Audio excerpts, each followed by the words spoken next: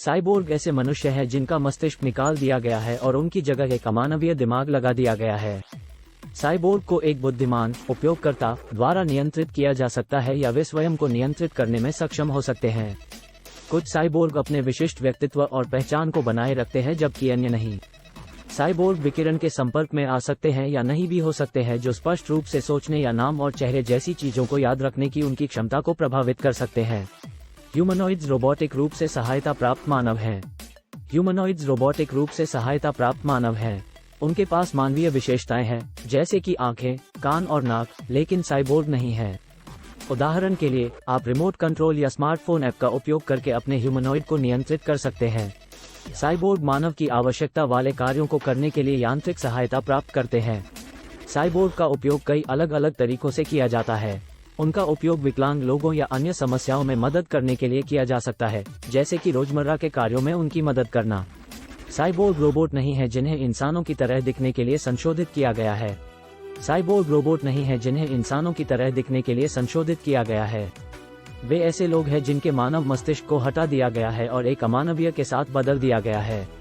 Cyborg शब्द 1940 में Manfred प्लाइंस और थियोडोर वॉन केनेर द्वारा गढ़ा गया था, लेकिन 1980 के दशक तक डॉक्टर हंस मोरावेक ने साइबरनेटिक जीव शब्द गढ़ा था, जो एक जीव की अवधारणा का वर्णन करता है जिसमें कई भाग होते हैं। इस मामले में जैविक या यांत्रिक, एक केंद्रीय प्रोसेसर या नियंत्रक द्वारा नियंत्रित।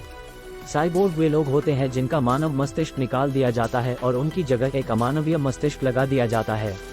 साइबोर्ग वह व्यक्ति होता है जिसके मस्तिष्क को अमानवीय मस्तिष्क से बदल दिया जाता है। व्यक्ति का शरीर मानव बना रहता है, लेकिन मस्तिष्क को अमानवीय होने के लिए संशोधित किया गया है। चेतन मन अभी भी अपनी सभी मूल क्षमताओं और स्मृतियों में मौजूद है, इसलिए व्यक्ति अपने विशिष्ट व्यक्तित्व और पहचान को बनाए रखता है। केवल 2 यांत्रिक अंग बचे हैं, हाथ और पैर। साइबोर्ग रोबोट नहीं है जिन्हें इंसानों की तरह दिखने के लिए संशोधित किया गया है। इसके बजाय वे ऐसे लोग हैं जिनके मानव मस्तिष्क को हटा दिया गया है और एक अमानवीय मस्तिष्क के साथ बदल दिया गया है। अधिकांश समय इसका मतलब यह है कि साइबोर्ग अपने विशिष्ट व्यक्तित्व और पहचान को बनाए रखते हैं।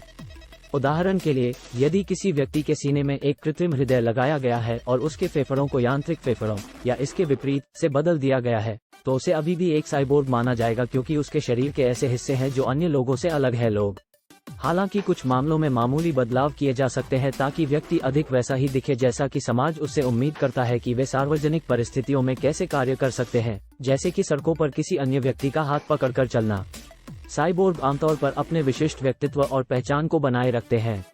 साइबोर्ग वे लोग होते हैं जिनका मानव मस्तिष्क निकाल दिया जाता है और उनकी जगह एक अमानवीय मस्तिष्क लगा दिया जाता है। वे उसी व्यक्तित्व, पहचान और स्मृति को बनाए रखते हैं जैसा उन्होंने ऑपरेशन से पहले किया था। कुछ मामलों में एक साइबोर्ग के लिए अपने शरीर पर पूर्ण नियंत्रण हासिल करना संभव हो सकता है। हालांकि ये हमेशा मामला नहीं होता है। संचार प्रौद्योगिकी में सीमाओं या उनके शरीर द्वारा लगाए गए अन्य भौतिक बाधाओं के कारण साइबोर्ग के पास अक्सर सीमित स्वायत्तता होती है। साइबोर्ग एक बुद्धिमान उपयोगकर्ता द्वारा नियंत्रित हो भी सकता है और नहीं भी।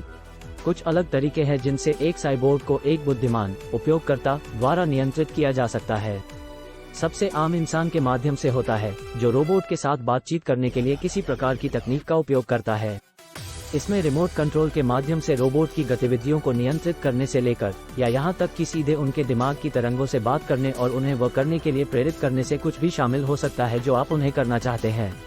एक अन्य विकल्प यह है कि इस प्रक्रिया में कोई भी इंसान शामिल नहीं है। इसके बजाय साइबोर्ग को अपने स्वयं के हार्डवेयर पर चलने वाले कंप्यूटर सॉफ्टवेयर द्वारा नियंत्रित किया जाता है, अर्थात स्वयं और किसी बाहरी हार्डवेयर के बीच किसी प्रकार का संबंध न रखते हुए।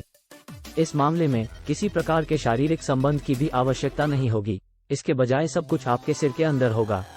साइबोर्ग रोजमर्रा की जिंदगी में बहुत मददगार हो सकते हैं। साइबोर्ग का उपयोग खतरनाक या कठिन परिस्थितियों में किया जाता है। साइबोर्ग का इस्तेमाल उन कामों को करने के लिए किया जा सकता है जो इंसान नहीं कर सकते। साइबोर्ग का उपयोग विकलांग लोगों की सहायता के लिए किया जा सकता है। साइबोर्ग का इस्तेमाल खतरनाक स्थितियों में लोगों की मदद के लिए किया जा सकता है, जैसे युद्ध लड़ने वाले सैनिक और जान बचाने वाले अग्निशामक। काल्पनिक साइबोर्ग के कुछ उदाहरणों में टर्मिनेटर, रोबोकॉप, स्टार ट्रेक से बोर्ग और बैटल स्टार गैलेक्टिका से सिलोन शामिल हैं।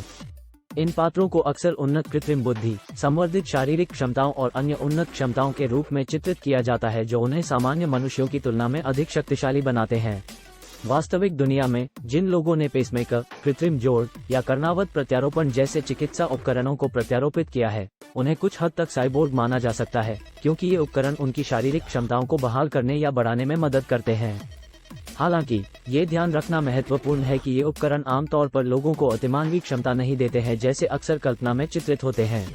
भारतीय रक्षा वैज्ञानिकों ने 2611 प्रकार के परिदृश्य के मामले में सुरक्षा बलों को एक इमारत के अंदर से एक लाइव वीडियो फीड प्रदान करने के अंतिम उद्देश्य के साथ अपनी प्रयोगशाला में चूहा साइबोर्ग का पहला बैच बनाया है, जिसमें दुश्मन ने लिया है एक आधार पर, लेकिन सैनिकों के पास एक साइड ट्रैप नहीं है।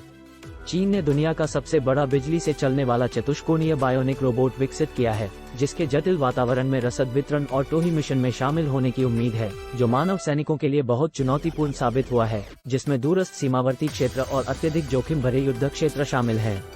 यूएस आधारित कंपनी बैकयार्ड ब्रांड्स ने जारी किया, जिसे वे दुनिया का पहला व्यावसायिक रूप से उपलब्ध साइबोर्ग के रूप में संदर्भित करते हैं, जिसे रोबोरोच कहा जाता है।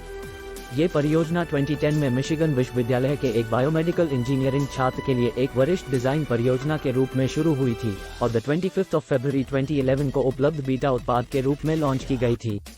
रोबोरोच को आधिकारिक तौर पर टेड वैश्विक सम्मेलन में टेड टॉक के माध्यम से उत्पादन में जारी किया गया था और 2013 में क्राउडसोर्सिंग वेबसाइट किकस्टार्टर के माध्यम से किड छात्रों को नियंत्रक के रूप में ब्लूटूथ सक्षम स्मार्टफोन का उपयोग करके चलने वाले कॉकरोच की गतिविधियों को नियंत्रित करने के लिए माइक्रोस्टिम्युलेशन का उपयोग करने की अनुमति देता है।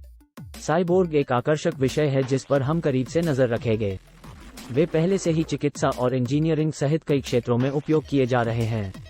आर्टिफिशियल इंटेलिजेंस और रोबोटिक्स के आगमन के साथ यह नहीं बताया जा सकता है कि वे भविष्य में हमारे जीवन को कैसे बदल सकते हैं।